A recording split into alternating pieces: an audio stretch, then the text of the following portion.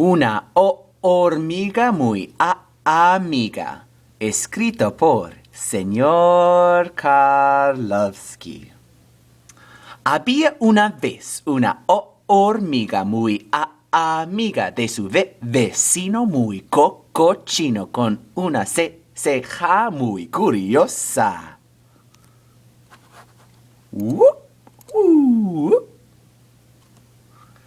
A la hormiga muy amiga le gustaba llevar helado a su vecino muy cochino con una ceja muy curiosa.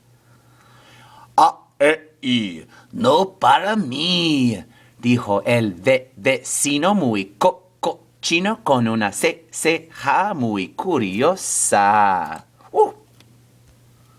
A la hormiga muy amiga y cerró su cerro.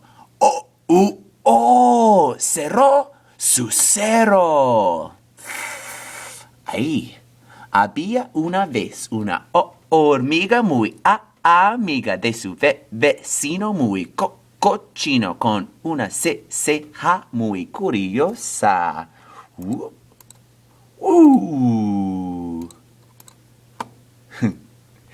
A la hormiga muy amiga le gustaba llevar una cena a su vecino muy cochino con una ceja muy curiosa. No para mí, dijo el vecino muy cochino con una ceja muy curiosa a la hormiga muy amiga y se inició un fuego con humo. Un fuego con humo. La hormiga tosió. No eres mi amigo.